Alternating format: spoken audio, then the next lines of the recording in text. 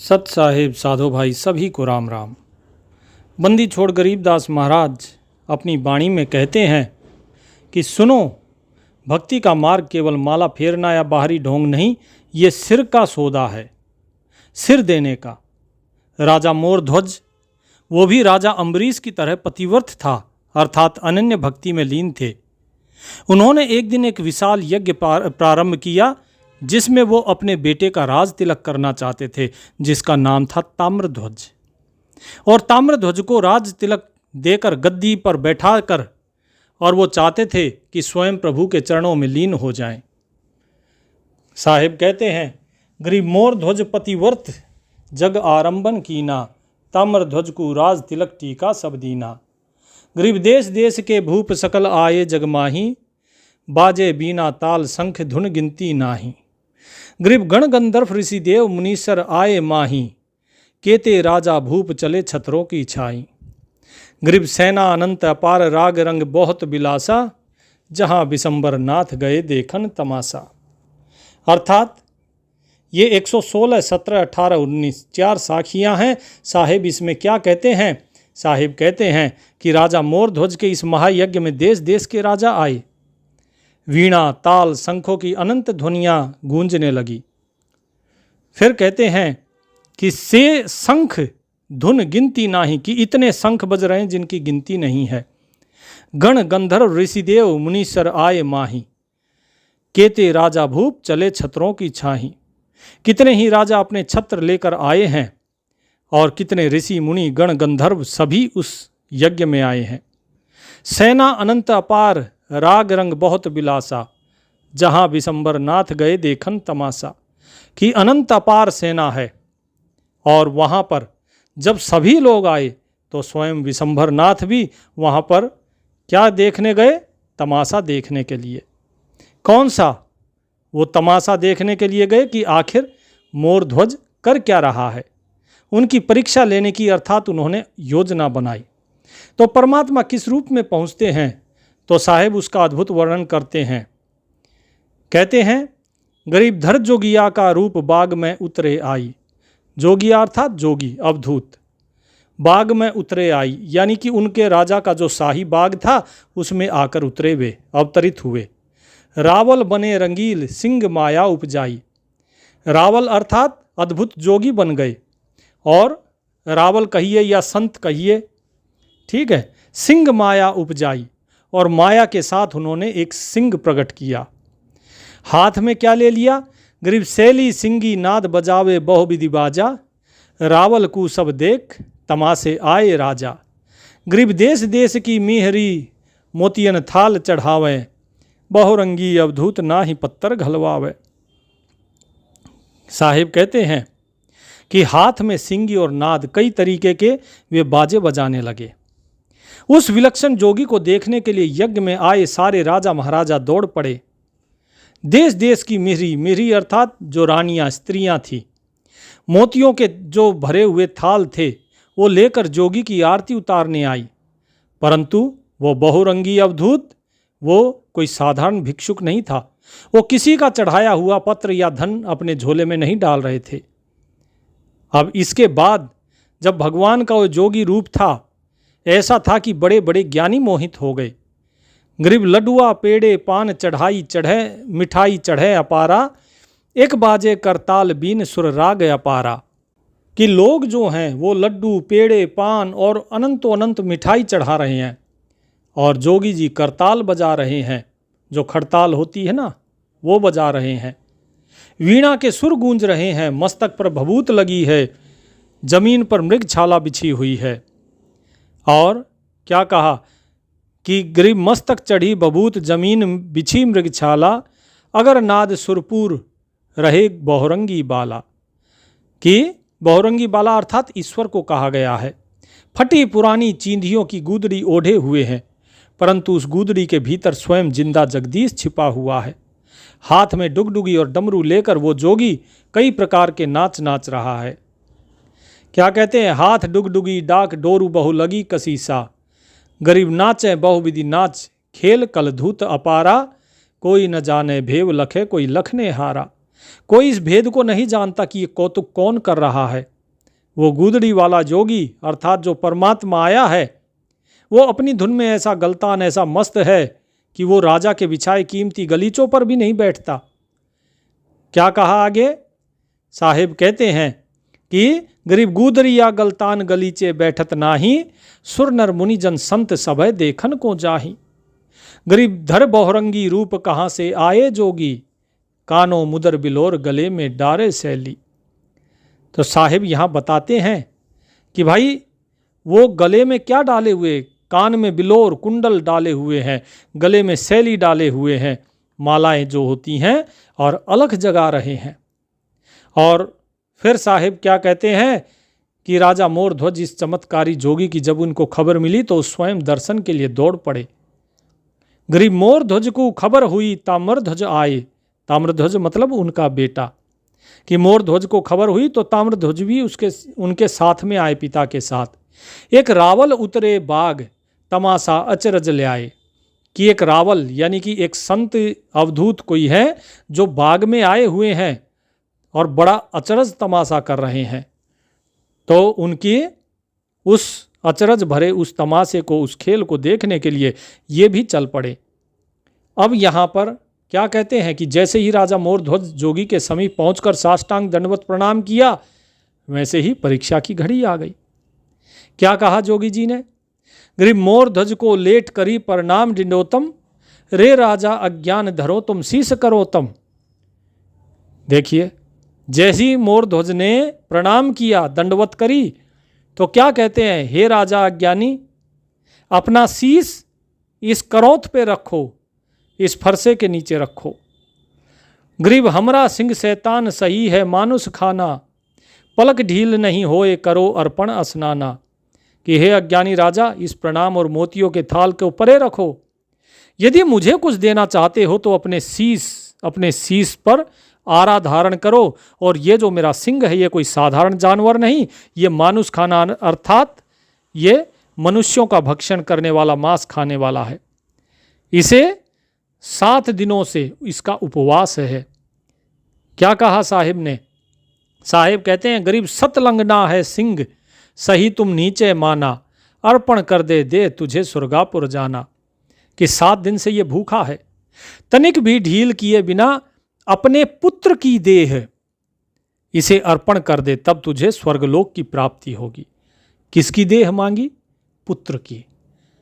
अब जोगी ने राजा के सामने एक अत्यंत क्रूर और विशिष्ट शर्त रख दी। ये तो उसके आगे फिर साहिब ने क्या कहा कि हम रावल अवधूत अकल के दुश्मन दाना, कोई पकड़ ल्याव पलदार सिंह हमरा नहीं खाना। गरीब ताम्रध्वज को खाए मोरध्वज मोर या मनमानी, चौथे को नहीं भके तीसरे खात है रानी। कि हे राजा, हम अवधूत हैं, हम अवधूत संत हैं, हम अक्ल के दुश्मन दाना, कि जो अक्ल का दुश्मन है हम उसके दुश्मन हैं। यानी हम केवल जो ज्ञानी हैं, ज्ञानियों के ही पक्षधर हैं। और याद रखना, कोई भी चालाकी नहीं। कभी तुम सोचो कि कोई पलदार पकड़ लाओ, कोई सैनिक पकड़ लाओ, बोले सिंह हमरा नहीं खाना, हमारा सिंह किसी पलदार को नहीं खाएगा। ये नहीं हो कि तुम किसी सैनिक को सोचो कि सैनिक को खाएगा, नहीं। या तो ये तुम्हारे पुत्र ताम्रध्वज को खाएगा, या ये तुम्हें खाएगा, और या फिर तीसरी जो तुम्हारी रानी है, तुम्हारी रानी को खाएगा। चौथा ये किसी का भक्षण नहीं करेगा। इसीलिए तुम ज़्यादा यहाँ पर चालाकी ना दिखाना। उसके बाद फिर साहिब कहते हैं, जो रावल के रूप में थे, वो कहते हैं कि भाई इतना ही नहीं, तुम्हारे अंदर का जो भाव है वो भाव भी पवित्र होना चाहिए। अगर तुम ये सोचते हो कि तुम दुखी मन से अगर अर्पण करोगे अपने पुत्र को, अपनी पत्नी को, तो भी ये सिंह नहीं खाएगा। अपने खुश मन से अगर तुम देना ही चाहते हो तो खुशी मन से दो, अन्यथा मना कर दो कि आप दान नहीं दोगे, आप हमारे सिंह को भोजन नहीं दोगे। अब परीक्षा की घड़ी थी। तो क्या कहा बंदी छोड़ महाराज? कहते हैं कि राजा अधिक उछाह मोर ध्वज मन में राता, रानी राजरूपाट छाड़ तामर ध्वज माता। पुत्र कहे सुन पिता, सुनो ये कह हमरी बानी, मात पिता की सेव कछु नाही हम जानी। अब इनका आपस में वार्तालाप हो रहा है। क्या वार्तालाप हो रहा है? साहिब कहते हैं कि भाई वार्तालाप ये हो रहा है कि भयानक जो शर्त थी उसको सुनकर, जिसे सुनकर साधारण मनुष्य कांप उठता, परंतु इस भक्त परिवार में एक अद्भुत उत्साह पैदा हो गया। राजा अधिक उत्साह की, राजा के अंदर तो अधिक प्रभु का प्रेम में और गहरा रंग उसके अंदर आ गया। और उधर जो पुत्र ताम्रध्वज है, जब उसने ये सुना तो वो भयभीत होने के बजाय प्रसन्न हो गया। वो बोला, हे पिताजी सुनिए, मैंने आज तक माता पिता की कोई बड़ी सेवा नहीं करी। क्या कहा? सुनो ये खमरी बानी, मात पिता की सेव कछु नाही हम जानी, कि हमने माता पिता की कोई बड़ी सेवा नहीं करी। तो आज मेरा ये सौभाग्य है कि मैं ये अपनी जो नश्वर देह है, आपके वचनों को सत्य करने और भगवान के काम में आने के लिए इसे लगा दूं। हम सिर धरो करोत, देह तुम लेखे लागे, पुत्र पिता में खींच देख रानी अनुरागे। अब पुत्र और पिता के बीच में इस प्रेम और त्याग को देखकर रानी के हृदय में अनुराग पैदा हो गया। पुत्र ताम्रध्वज अपने पिता से आग्रह करता है, ग्रीव ताम्रध्वज करे राज, तिलक हम तुमको दीना, हम सिर धरो करो तो पिंड यो अर्पण कीन्हा। ग्रीव ताम्रध्वज भय तेज पिता ऐसे नहीं कीजे, सिंह भखेगा मोहि पूछ रावल को लीजे। ताम्रध्वज कहता है कि शीश तो मेरा ही दिया जाएगा, लेकिन मोरध्वज कहते हैं कि हे पुत्र ताम्रध्वज, मैंने ये राज तिलक तुम्हारा किया है, मैं तुम्हें राजपाट दे चुका हूँ। अब हमारे सिर पर ये आरा धरने दो और ये पिंड इस सिंह को हमें अर्पण करने दो। भक्ति मार्ग में ऐसा समय बहुत कम आता है।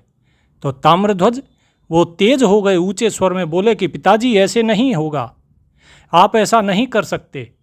सिंह जो है वो केवल मुझे ही खाएगा, यदि आप चाहो तो रावल से पूछ लीजिए। तब उनकी जो पत्नी थी रानी, वो आगे बढ़ती है और कहती है, गरीब रानी बोले बैन सुनो तुम पुत्र इयाने, बचन हमारा मेट नहीं स्वर्गापुर जाने। गरीब मैं अर्धंगी नार मोरध्वज मेरा राजा। क्या कहा? रानी कहती है कि सुनो पुत्र, तुम सयाने हो, तुम इस राजपाट को संभालो, हमारा वचन मिटाकर तुम स्वर्ग को नहीं जा पाओगे। माता पिता के आज्ञा नहीं टालनी चाहिए। मैं अर्धंगी नार मोरध्वज राजा मेरा, पुत्र करो तुम राज स्व अमरपुर बहोर बसेरा। गरीब मैं अर्पत हूँ पिंड सिंह भक्षण कर ले रे, सिर पर धरो करोत खींच राजा तू मेरे। कि हे राजा, मैं अपना पिंड अर्पण करती हूँ, और हे ताम्रध्वज, मोरध्वज मेरा राजा है, तुम मेरे पुत्र हो, तुम राज करो और अमरपुर में वास करो। माता पिता की आज्ञा मानो तो तुम्हारा कल्याण होगा।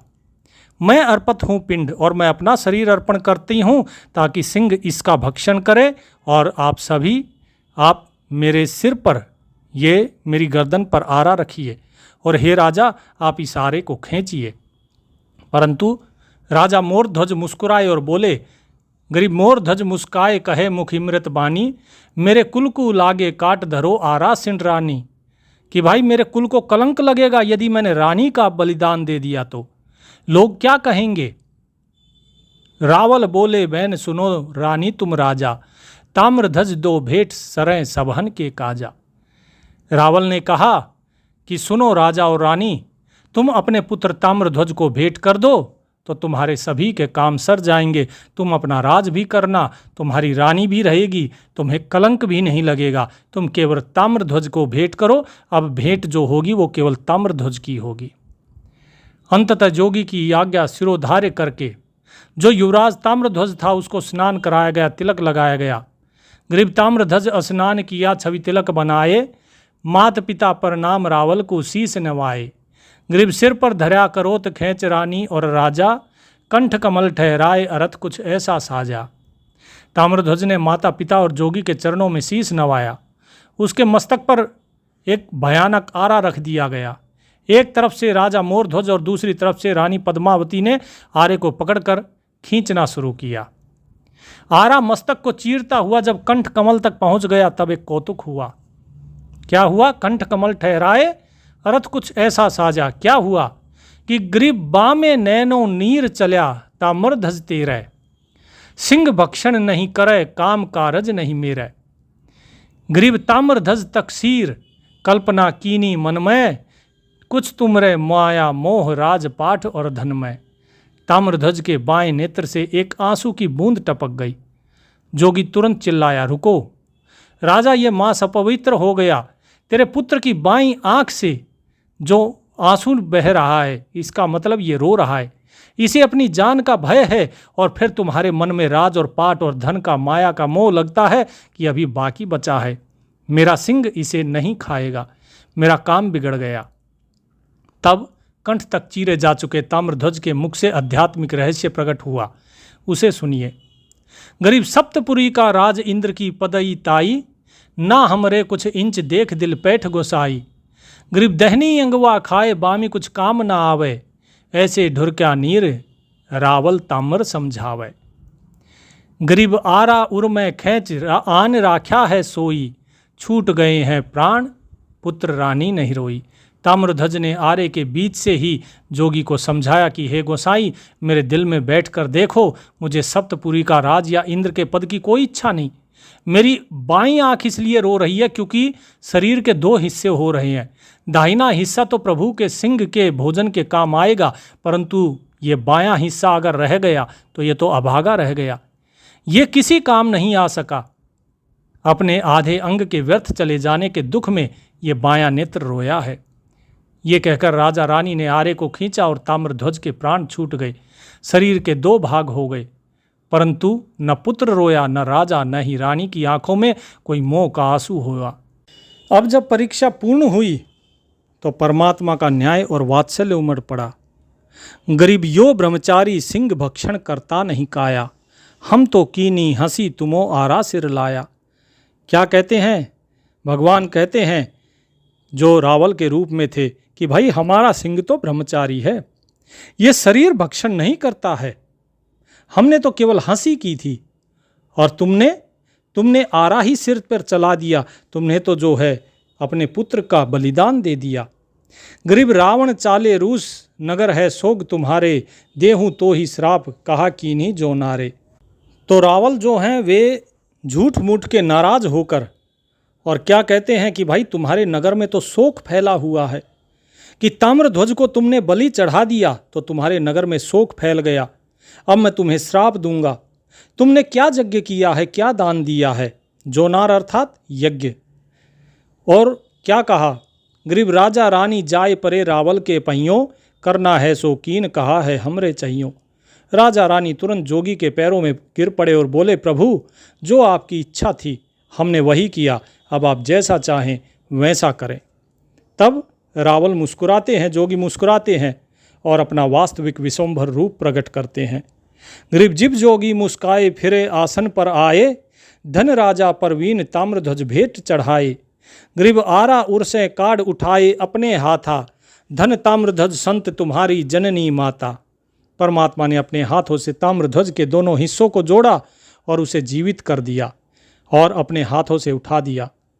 ताम्रध्वज ऐसे खड़ा हुआ जैसे गहरी नींद से जागा हो। भगवान पुकार उठे, धन्य हो राजा ताम्रध्वज, धन्य हो पुत्र, धन्य हो मोरध्वज, और धन्य है तुम्हारी जननी माता जिसने तुम्हें ऐसे परम संत पुत्र को जन्म दिया है। फिर परमात्मा प्रसन्न होकर मोरध्वज को महावरदान देते हैं। गरीब मांग मोरध्वज मांग तुझे व्योमपति करी हूँ, चक्रध्वजी दलसाज रीता सरसू भर भरे हूँ। गरीब सुरग भिस्त बैकुंठ चलो तुम अविचल करे हूँ, चित्रगुप्त के लेख मेट कर तह कर धरे हूँ। गरीब जूनी संकट काल करम नेड़े नहीं आवे, द्योमन अर्थ विमान जहाँ इंछा तह जावे। गरीब मन माने सो मांग परख जो आवे तेरी, धर्म राय दरबार कटे बंधन की बेड़ी। कि हे भगवान ने कहा कि हे मोरध्वज, मांग जो मांगना है मैं तुम्हें व्योमपति अर्थात पूरे ब्रह्मांड का स्वामी बना दूंगा। तेरे सारे खाली सरोवरों को सुख समृद्धि से भर दूंगा। स्वर्ग बहिष्ठ बैकुंठ सब तेरे लिए अविचल स्थिर कर दूंगा। स्वयं चित्रगुप्त के लिखे हुए कर्मों के लेख को मैं मिटा दूंगा। अब 84 लाख योनियों का संकट काल और कर्म तेरे निकट नहीं आएंगे। तुझे ऐसा मन का अर्थ विमान दूंगा कि जहाँ तेरी इच्छा होगी वहीं चला जाएगा। धर्मराज के दरबार में तेरे पूरे कुल की बेड़ियाँ कट जाएंगी। तो गरीबदास महाराज कहते हैं कि भाई ये जो सारी वाणी है, इस वाणी का निचोड़ समझो कि आखिर यहाँ पर समझाया क्या गया है। यहाँ पर समझाया ये गया है कि जब परीक्षा की घड़ी आती है, वो परीक्षा की घड़ी कितनी भी कठिन हो सकती है, लेकिन हमें उसमें भी अपना धैर्य बनाकर रखना है, हमें अपना धैर्य नहीं खोना है।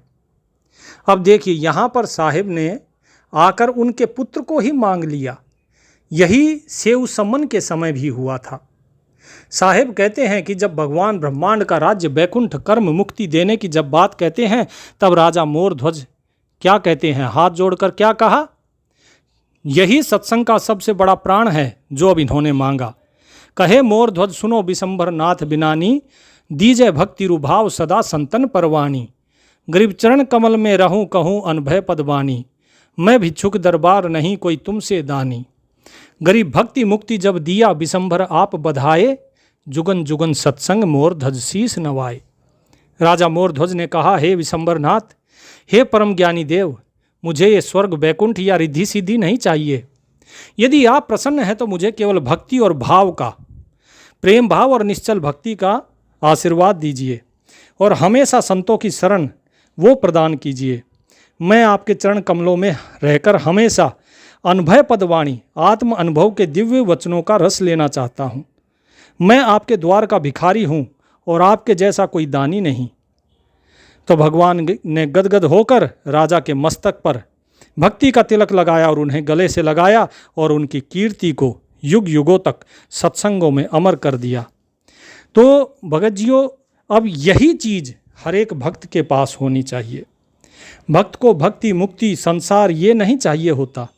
जो सच्चा भक्त होता है वो केवल संतों का संग चाहता है, वो भक्ति चाहता है, प्रेम भाव चाहता है, ना कि ये कि जब सत्संग की बात चल रही हो तो हम उठ के संसार की तरफ लग जाएं। ये चीज़ एक भक्त की निशानी नहीं होती। इसीलिए जब सत्संग हो तो केवल सत्संग की ही बात होनी चाहिए।